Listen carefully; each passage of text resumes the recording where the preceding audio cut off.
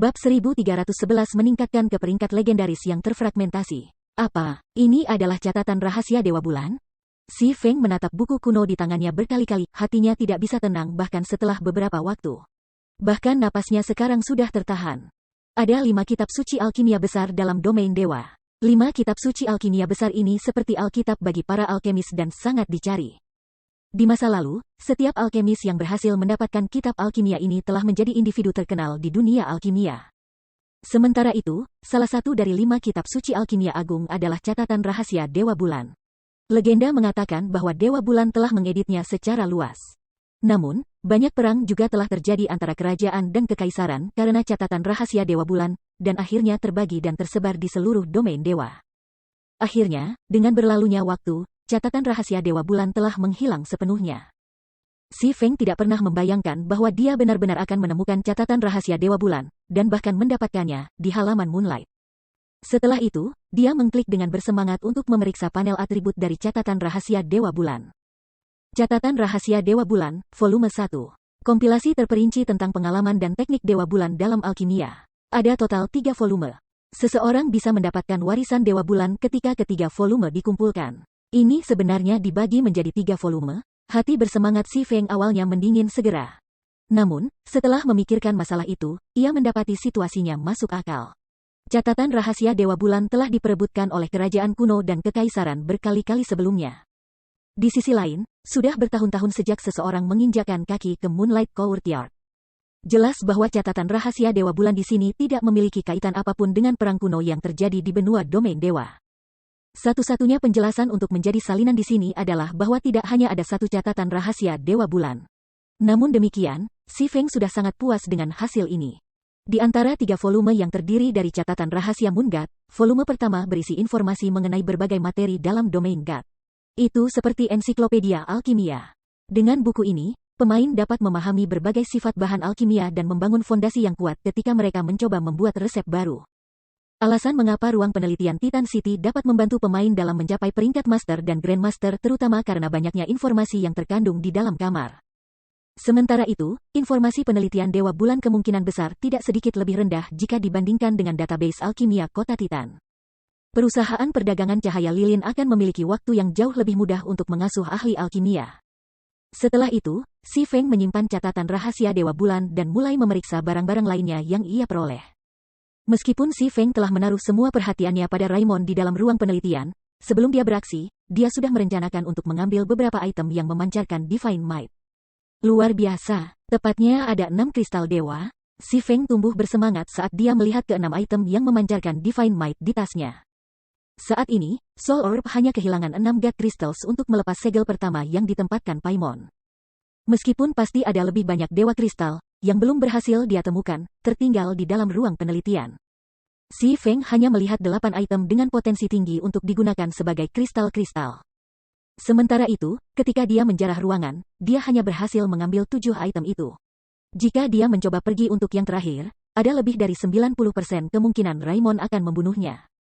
Untungnya, wawasannya tidak terlalu buruk. Dari 7 kemungkinan yang ia ambil, setelah melalui penilaian mata Mahatau, 6 dipastikan sebagai God Crystals. Itu adalah angka yang tepat untuk mengangkat segel pertama pada Soul Orb. Ini juga alasan mengapa dia memilih untuk menantang Asura mode Promotion Quest saat itu. Selama dia melepas segel pertama, Soul Orb akan menjadi barangnya sepenuhnya. Bahkan jika dia mati, dia tidak perlu khawatir tentang Soul Orb diteleportasikan kembali ke tangan Paimon. Bahkan jika dia gagal dalam pencarian promosinya kali ini, dia tidak akan melakukan perjalanan sia-sia. Berpikir sampai titik ini, Si Feng mengeluarkan Soul Orb dan mulai membiarkannya menyerap kristal-kristal satu demi satu. 1 kristal, 2 kristal, 3 kristal. Dengan setiap dewa kristal terserap, kekuatan iblis yang dipancarkan Soul Orb sedikit melemah. Pada saat yang sama, tekanan yang dipancarkannya juga menguat.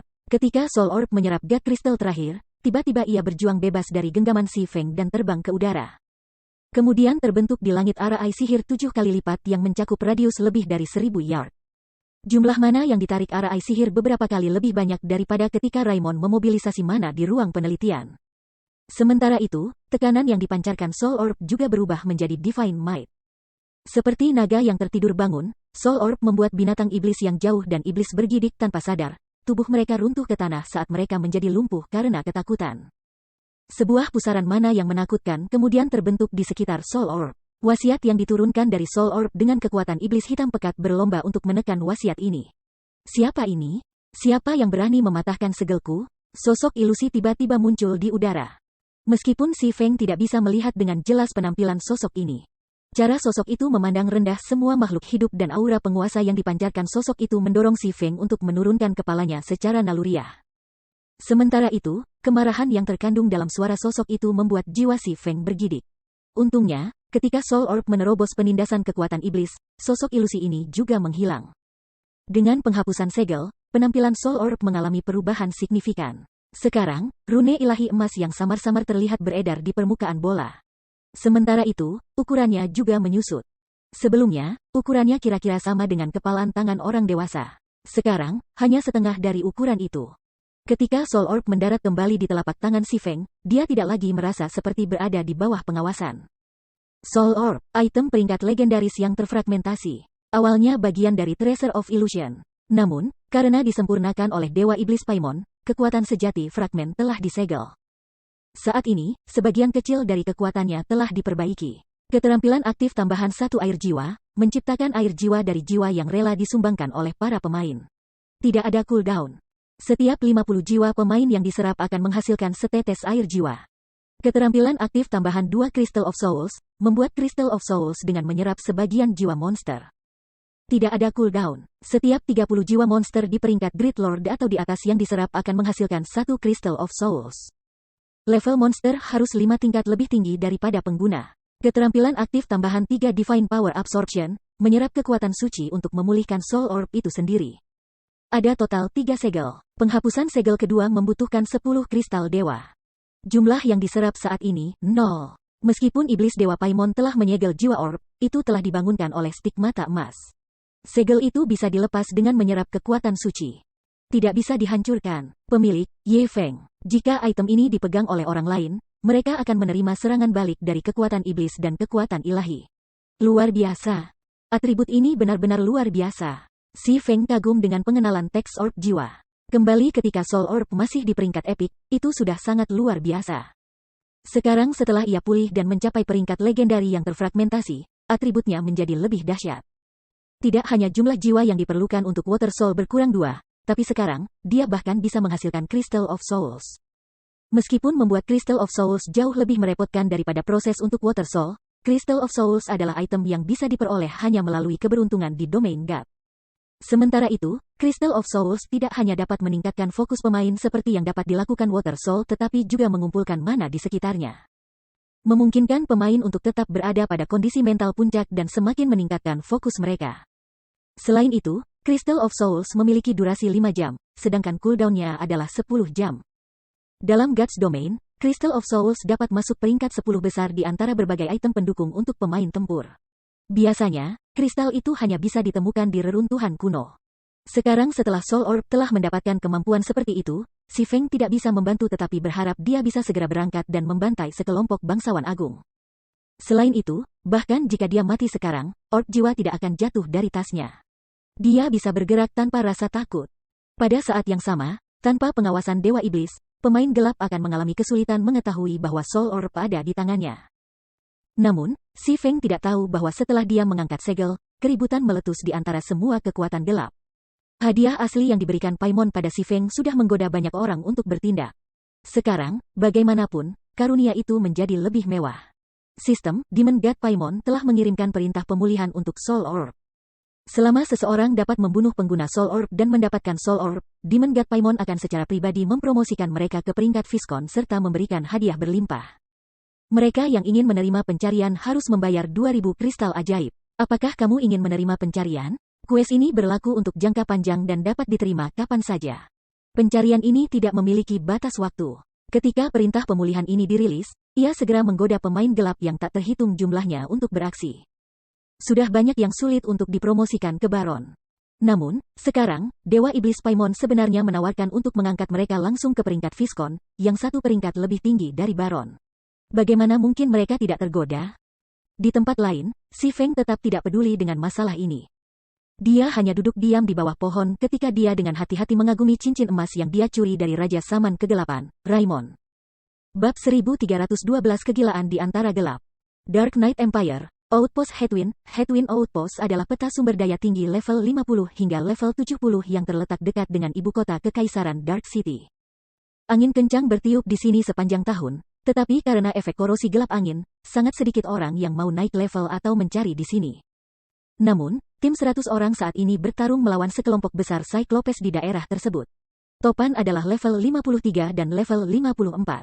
Beberapa memegang pedang dan perisai, beberapa rantai memegang, dan beberapa busur memegang. Para Cyclope yang berdiri di belakang bahkan mengendalikan balista untuk menyerang dari jarak jauh. Cyclops ini jauh lebih pintar daripada monster di peta tingkat bawah, dan mereka mampu bertarung sebagai tim. Bahkan ada kepala suku dan Lord Rank Cyclopes yang mengeluarkan perintah yang tepat. Dari waktu ke waktu, mereka juga menyelinap di sekitar para pemain dan menargetkan penyembuh musuh sendiri. Namun, para pemain yang menghadapi Cyclopes yang cerdas ini tetap tidak terganggu oleh kecerdasan musuh mereka. Warrior perisai level 43 yang memegang perisai berskala persegi dengan mudah memblokir 3 Lord level 54 saat mereka mencoba menerobos garis depan. Bahkan setelah memblokir serangan itu, Shield Warrior hanya kehilangan sedikit lebih dari 4000 HP. Sementara itu, HP ini pulih secara instan saat MT menerima penyembuhan dari tabib di belakang. Tiba-tiba, seorang level 44 berserker menyerbu ke depan saat dia mengayunkan tombaknya secara horizontal. Selas angin puyuh. Segera, badai dahsyat mengetuk 3 Jenderal Cyclops level 54 kembali, memaksa mereka mundur dengan 3 langkah. Kerusakan minus 15.000 juga muncul di atas masing-masing kepala mereka. 3 dewa marah ketika mereka mengayunkan kapak batu besar mereka di berserker dari 3 arah yang berbeda. Enyahlah, menderu, berserker mengandalkan teknik tubuh misterius untuk menghindari serangan yang masuk. Tombaknya berputar ketika dia bereaksi. Membelah. Dengan satu serangan, berserker melemparkan ketiga Jenderal Cyclops ke tanah. Kerusakan lebih dari minus 20.000 muncul di masing-masing kepala mereka.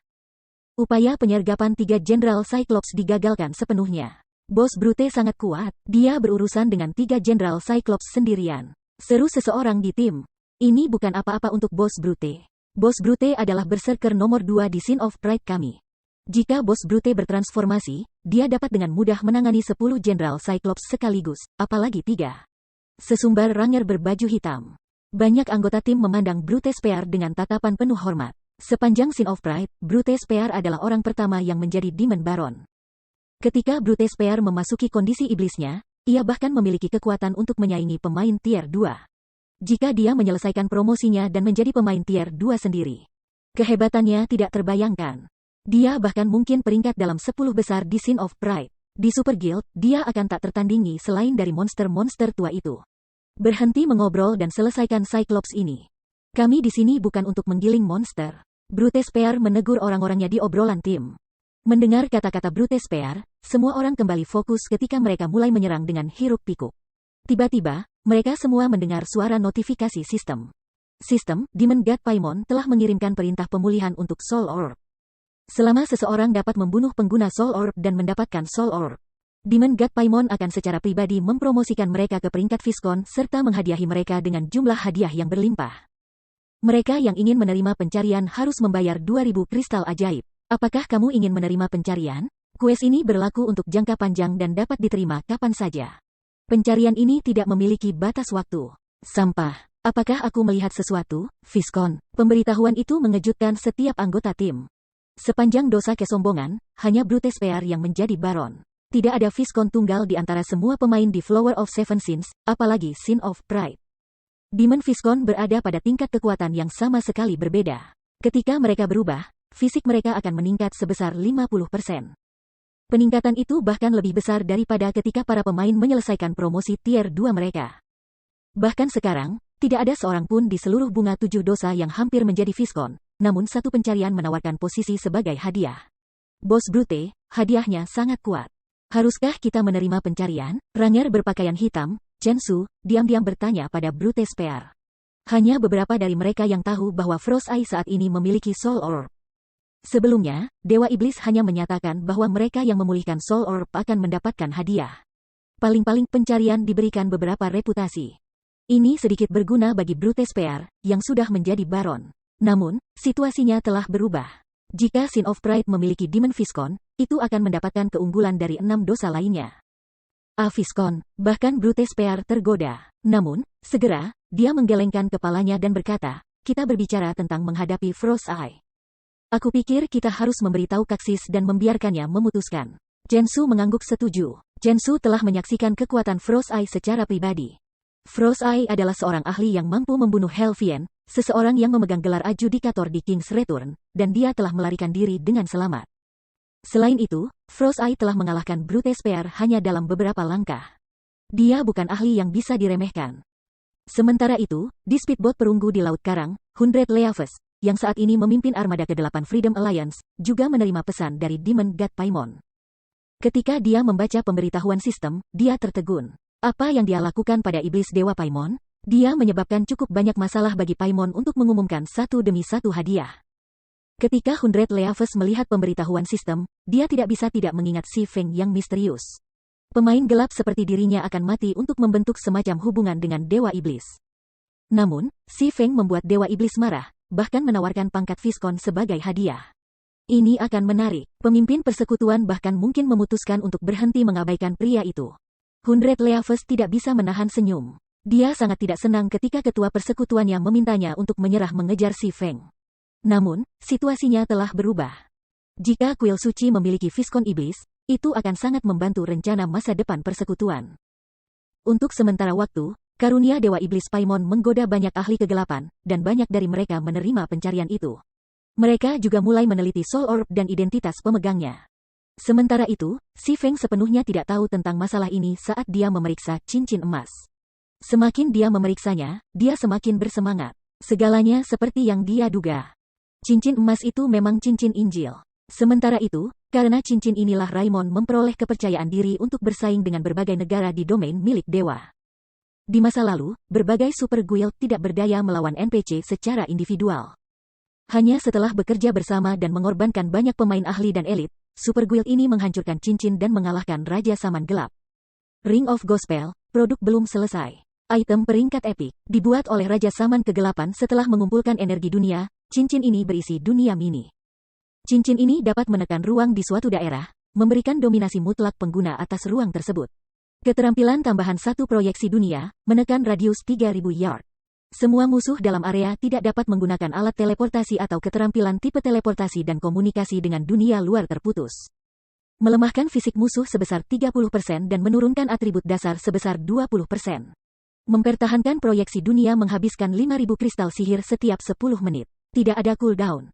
Tidak dapat digunakan sebelum mengikat. Keterampilan tambahan 2 Ring of Brilliance, meningkatkan fisik semua sekutu sebesar 10% dan meningkatkan atribut dasar sebesar 10% dalam radius 1000 yard. Meningkatkan kepadatan mana suatu daerah sebesar 100%. Mempertahankan Ring of Brilliance berharga 2000 Magic Crystals setiap 30 menit. Tidak ada cooldown. Tidak dapat digunakan sebelum mengikat. Karena rune ilahi cincin eksternal dan susunan magis serta dunia batin tidak lengkap, cincin itu tidak dapat menunjukkan kekuatan penuhnya. Hanya setelah rune ilahi, susunan sihir, dan dunia batin selesai, cincin akan menunjukkan kekuatan penuhnya.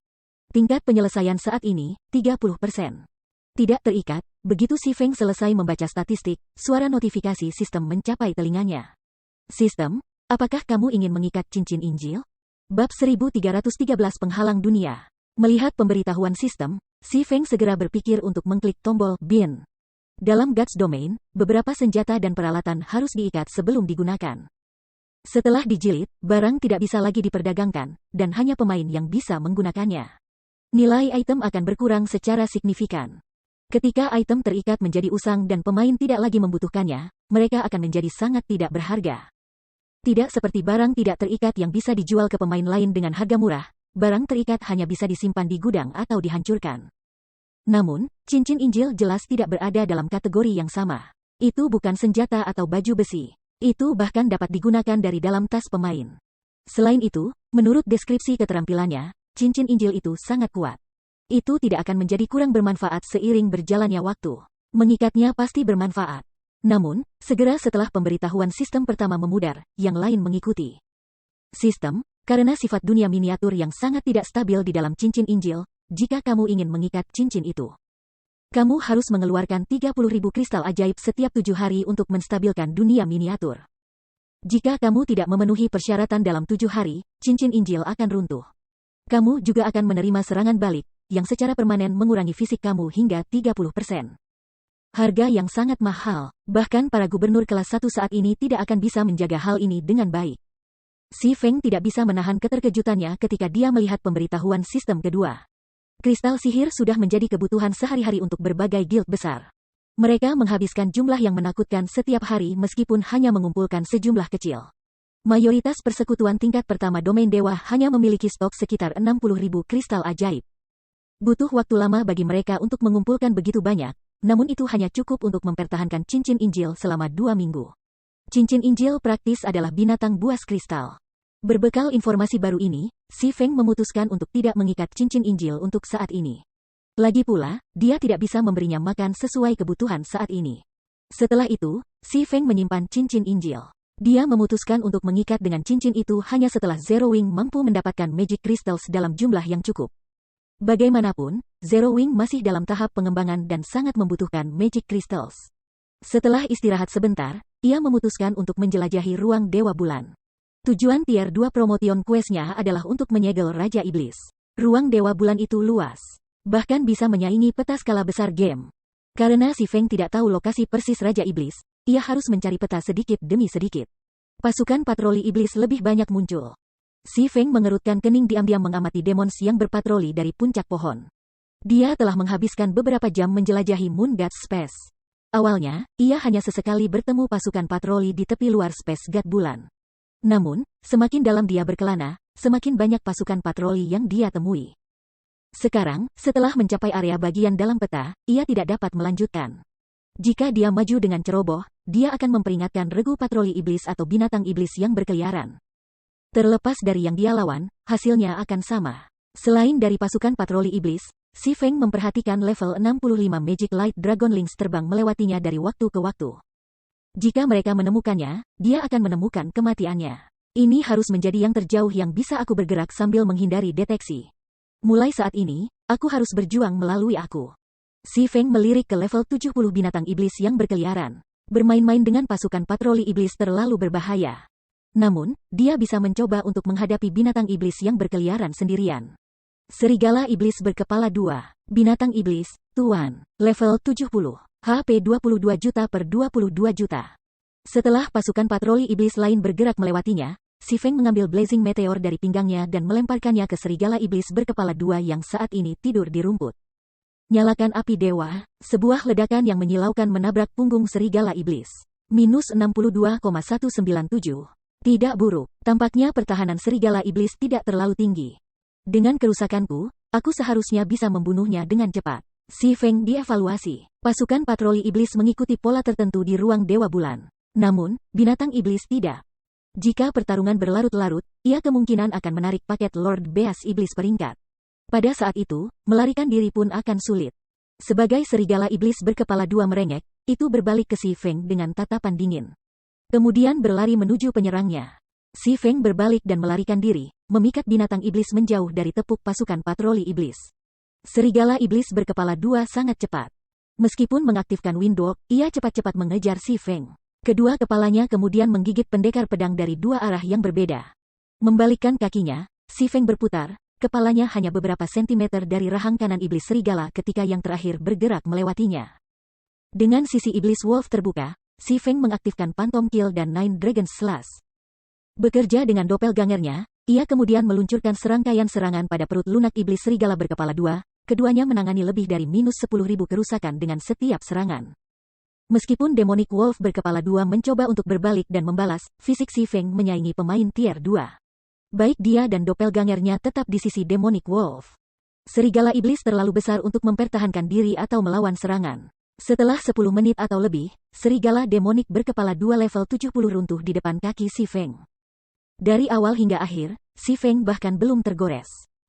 Tempat ini cukup bagus. Tidak hanya monster di sini yang memberikan EXP, tetapi mereka juga menjatuhkan Seven Luminary Sword. Si Feng bersuka cita ketika dia melihat pecahan kristal yang tidak mencolok di samping mayat serigala iblis berkepala 2. Sebelumnya, untuk mencapai area penelitian, ia telah menghabiskan 500 Seven Luminary Sword. Pengeluaran itu menyakitkan. Sekarang dia tahu bahwa binatang iblis memberi EXP dan Seven Luminary Sword, dia mendapatkan kembali motivasinya. Setelah mengambil beling, Si Feng melanjutkan untuk memikat lebih banyak monster. Waktu berlalu dengan cepat. Sementara Si Feng menggiling binatang iblis, pertempuran di Asura mode regional Dungeon Frozen Scar tidak henti-hentinya. Namun, pertempuran ini bukan antara pemain. Sebaliknya, mereka adalah pertarungan antara pemain dan Snow Giants. Ketika lebih banyak waktu berlalu, para komandan yang memimpin tim-tim dari berbagai guild besar menemukan sesuatu, raksasa salju semakin kuat. Setelah bertarung berulang kali dengan para pemain, Giants salju mulai mempelajari teknik bertarung para pemain, menjadi semakin sulit untuk dihadapi. Ini memperlambat berbagai kemajuan guild melalui Frozen Scar. Sebaliknya, tim pemakaman surga beristirahat dengan santai di bekas beku. Tidak ada raksasa salju tunggal yang bisa dilihat. Secara logis, ini seharusnya tidak mungkin. Ini semua karena selusin monster humanoid bertanduk satu tidak jauh dari tim. Ratusan mayat salju raksasa berserakan di tanah di sekitar monster humanoid ini. Ini tentang waktu. Darah, beritahu Abandoned Wave bahwa dia bisa bergerak sekarang. Aku tidak ingin Frost King jatuh ke tangan persekutuan lain, perintah Singular Burial setelah melirik jam sistem. Aku akan segera memberitahunya. Aku percaya dia ingin memulai, kata Flameblood sambil mencicipi bibirnya. Berbagai guild berpikir bahwa mereka bisa membunuh Frost King. Namun, tidak ada dari mereka yang tahu bahwa mereka tidak lebih dari pengorbanan. Wilayah bagian dalam Frozen Scar sedikit istimewa. Arai sihir kuno menekan daerah itu. Pemain tidak dapat menggunakan gulungan teleportasi di sini.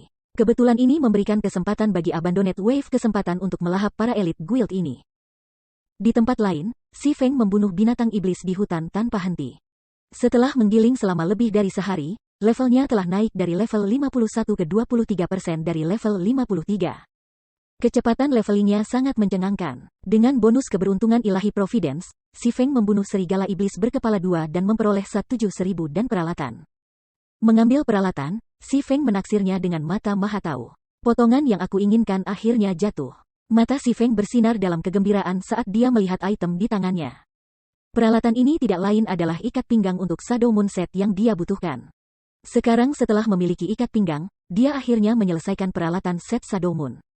Saat Si Feng hendak menyimpan sabuk di tasnya, seberkas cahaya hitam melesat ke udara tak jauh dari sana, menembus awan. Segera setelah itu, auman naga bergema di seluruh ruang Dewa Bulan. Getaran yang dihasilkan hampir menyebabkan Si Feng kehilangan keseimbangan. Satu gemuruh demi gemetar mengguncang area itu. Meskipun naga mengaum ini terdengar berbeda, tekanan yang mereka berikan sama kuatnya. Bagaimana ini mungkin? Si Feng tertegun saat dia melihat ke langit. Jalur besar telah terbuka di udara. Seolah-olah sinar hitam telah menembus penghalang antara dunia dan menghubungkan mereka. 5 naga dewasa berdiri di jalur. Bab 1314 menantang batas. Mengapa begitu banyak naga di sini? Adegan di langit membuat Si Feng tercengang. Bahkan selama zaman kuno, naga sudah sangat langka. Selain itu, naga biasanya lebih suka hidup sendiri daripada dalam kelompok.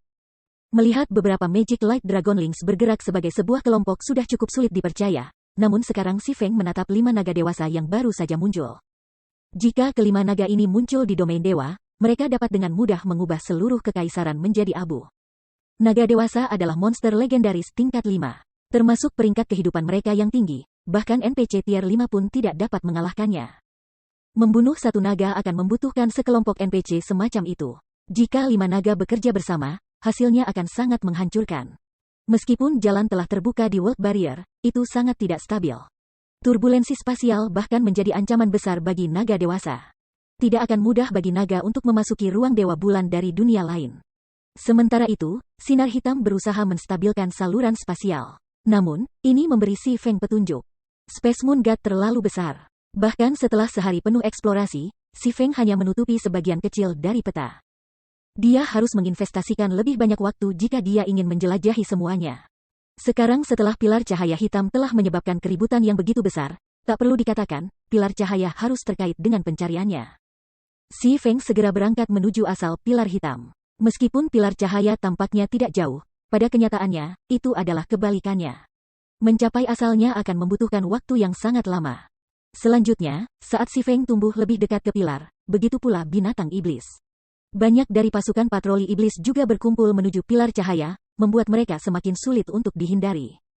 Saat Si Feng selesai membunuh beberapa binatang iblis, pilar cahaya di langit tiba-tiba menghilang. Setelah itu, saluran spasial ditutup. Apakah itu gagal? Si Feng tidak bisa menahan nafas lega ketika dia melihat pilar hitam menghilang. Jika saluran spasial stabil, tak perlu dikatakan bahwa kelima naga akan memasuki ruang Dewa Bulan. Si Feng mencapai kesimpulan ini setelah menyaksikan upaya lima naga untuk menerobos melalui saluran spasial. Namun, karena turbulensi spasial, mereka menyerah. Arus spasial sekuat tier 5 mantra. Namun ketika mereka menghantam naga, mereka hanya meninggalkan beberapa tanda putih pada skala monster. Itu hanya karena begitu banyak arus spasial sehingga kelima naga telah dipaksa keluar dari saluran. Arus tidak bisa benar-benar merusak naga. Jika kelima naga memasuki ruang Dewa Bulan, Si Feng kemungkinan akan gagal dalam pencarian promosinya. Namun, meskipun ancaman naga menghilang, Si Feng tidak berani ceroboh saat ia mencoba menemukan cara untuk membunuh binatang iblis di jalurnya lebih cepat. Akhirnya, setelah hampir 20 jam, ia mencapai asal pilar cahaya hitam. Selama waktu ini, pilar cahaya telah muncul sekali lagi. Dibandingkan dengan penampilan sebelumnya, saluran spasial kedua sedikit lebih stabil. Namun, itu masih menghilang tanpa membiarkan naga lewat. Dari ini, Si Feng menyadari bahwa, setiap kali pilar cahaya menembus world barrier, saluran spasial akan menjadi lebih stabil. Hanya masalah waktu sebelum kelima naga memasuki ruang Dewa Bulan. Pilar cahaya hitam itu berasal dari dalam ngarai besar. Pohon-pohon dan semak-semak menghiasi daerah itu. Sebuah kuil, yang terabaikan selama bertahun-tahun, menempati pusat ngarai. Kuil itu berdiri setinggi beberapa ratus meter, menjulang seperti gunung besar. Banyak pilar-pilar hitam dan batu telah didirikan di sekitar kuil, dan setiap pilar dihiasi dengan rune iblis yang rumit. Selain itu, setiap pilar hitam secara otomatis mengumpulkan mana di sekitarnya. Pilar-pilar hitam ini telah diatur untuk membentuk arai sihir besar yang terus-menerus menyerap mana Dewa Bulan. Mana yang terkumpul kemudian terkonsentrasi di pusat arai sihir dan membentuk bola air besar yang mengambang. Bagi Si Feng, bola air yang mengapung ini sangat akrab. Ini tidak lain adalah liquid mana yang telah dilihatnya di Eternal Throne Temple God's Temple.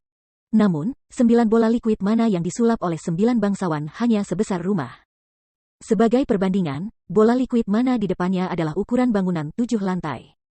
Ratusan penyihir iblis tingkat 3 berdiri di bawah bola air, melantunkan mantra iblis tinggi.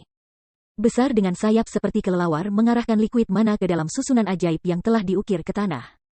Akibatnya, arai sihir secara bertahap diaktifkan dan melepaskan tekanan yang menakutkan.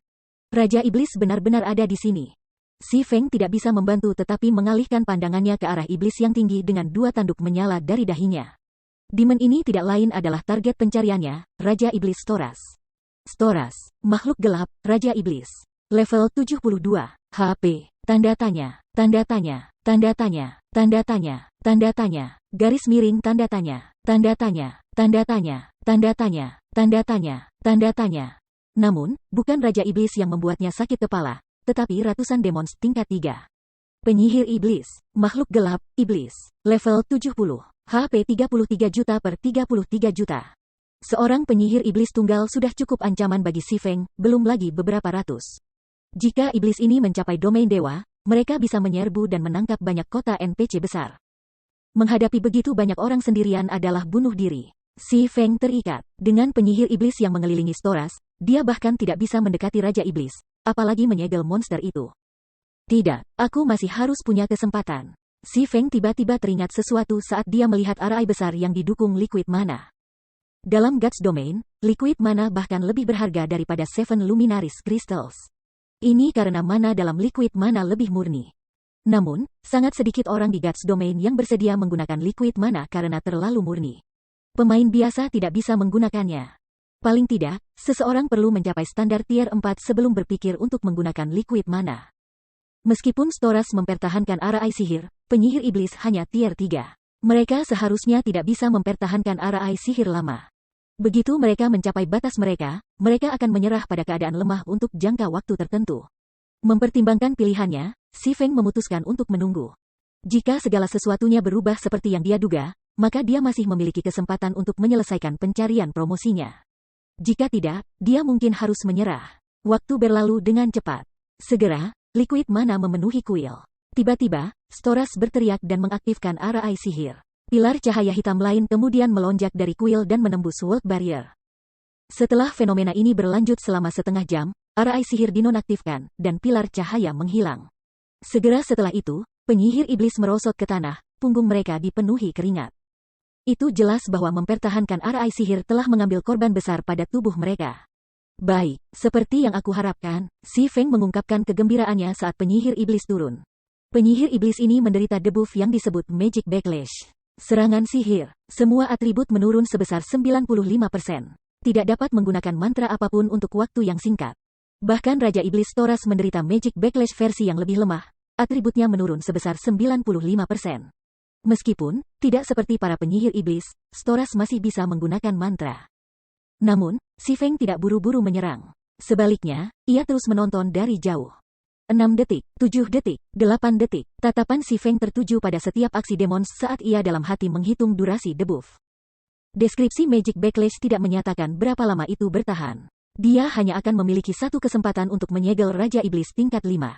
Dia harus siap ketika mengambil tindakan. Hanya ada jarak 10 detik, pencarian ini keras. Si Feng tersenyum pahit saat dia melihat jam sistem. Setelah 10 detik, penyihir iblis mulai berdiri. Meskipun mereka masih dalam keadaan lemah, atribut mereka telah pulih hingga 50% dari total mereka. Selain itu, mereka bisa menggunakan mantra lagi. Demon King Storas telah sepenuhnya pulih.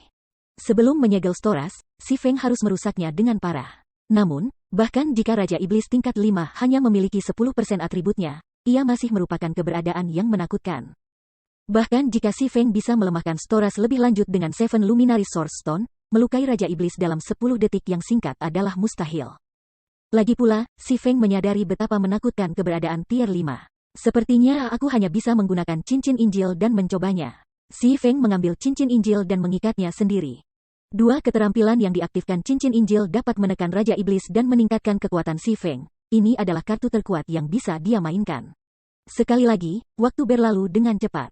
Setelah selusin jam atau lebih, arai sihir kuil terisi penuh sekali lagi. Pilar cahaya hitam lain menembus langit. Mengaktifkan. Begitu pilar cahaya itu memudar, Si Feng mengaktifkan proyeksi dunia dan cincin kecemerlangan sebelum menyerbu menuju Raja Iblis Storas.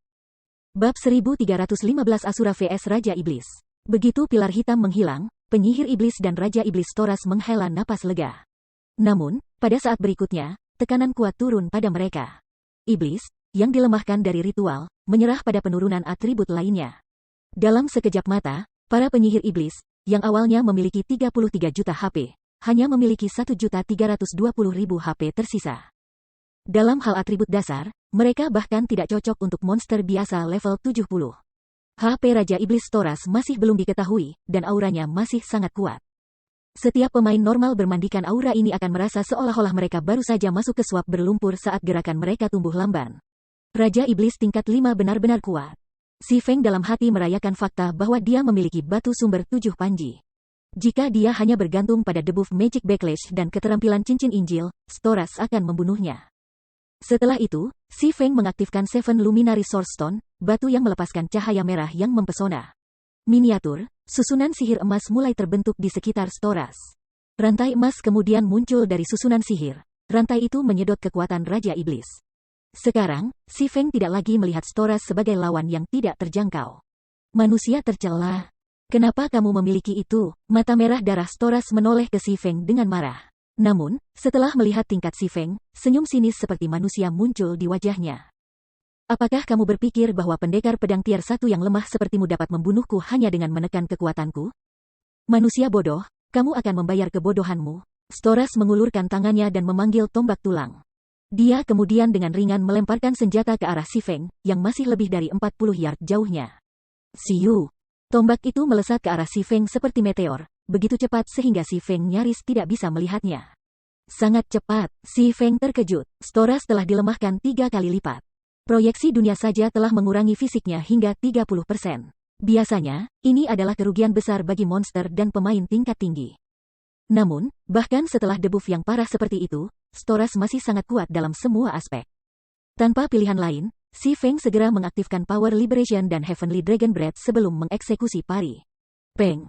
Begitu pedangnya bertabrakan dengan tombak tulang, Si Feng kehilangan semua sensasi di lengannya. Dia juga terpaksa mundur 4 langkah. Kekuatannya masih di puncak tier 3. Melirik tombak tulang yang hilang, Si Feng memperoleh pemahaman umum tentang kehebatan Storas saat ini. Kesadaran itu mengejutkannya. Biasanya, hanya Grand Lords dengan garis keturunan unik yang bisa mengerahkan kekuatan di puncak tier 3. Atau mereka adalah Grand Lords yang telah mengamuk. Ini juga kekuatan maksimum yang dia raih dalam kehidupan sebelumnya. Baru sekarang Si Feng mengerti mengapa Sarlin mengatakan bahwa mode Asura mewakili batas manusia. Untungnya, Pencariannya tidak mengharuskannya untuk membunuh Raja Iblis Storas. Setelah itu, Si Feng mengaktifkan waktu absolut dan serangan instan sebelum muncul di depan Storas. Storas mempertahankan ketenangannya seolah-olah dia sudah bersiap untuk ini. Segera, tombak tulang lain terbentuk di tangannya, membentuk busur putih saat menyapu ke arah Si Feng. Busur putih disertai oleh garis hitam yang samar, bukti bahwa serangan itu telah menembus ruang itu sendiri. Meskipun Storas tidak bisa menggunakan keterampilan atau mantra, ia masih mampu melakukan teknik pertempuran canggih. Secara naluriah, Si Feng mengeksekusi orbit pedang. Dalam sekejap mata, percikan yang tak terhitung jumlahnya terbang di sekitar Storas dan Si Feng. Saat senjata bertemu, bentrokan itu terdengar seperti ledakan, bergema di seluruh kuil. Meskipun Si Feng memiliki keunggulan dengan kecepatannya, Storas dengan mudah memperkirakan gerakan Si Feng, bereaksi dengan gesit terhadap setiap serangan dengan memblokir atau menghindar. Perbedaan antara fisik para pejuang terlihat jelas dalam sekejap. Si Feng tidak bisa membuat kerusakan sekecil apapun. Mortal, kamu baik-baik saja. Kamu benar-benar memaksa aku untuk menghindar. Kamu adalah yang pertama di antara manusia. Storas sangat tenang saat dia memandangi Si Feng. Dia bahkan memiliki waktu luang untuk memuji musuhnya. Sayangnya, kamu telah mencapai batas kamu. Hanya dalam beberapa detik, aku akan memberimu rasa keputusasaan sejati. Batas aku, Si Feng tersenyum pada Raja Iblis yang tenang. Siapa bilang ini batasku? Si Feng mengharapkan kebuntuan seperti itu. Bagaimanapun, ini bukan pertama kalinya melawan monster tier 5. Dia tahu betapa mengerikan keberadaan seperti itu. Dia kemudian mengaktifkan Phantom Kill dan Nine Dragon Slash. Segera setelah doppelganger Si Feng muncul, itu juga mengaktifkan Strike Instan. Dengan serangan dari 12 hantu Abyssal Blade, bahkan dengan puncak, kekuatan tier 3, Storas terpaksa membela diri. Hantu Abyssal Blade bahkan mendaratkan serangan sesekali.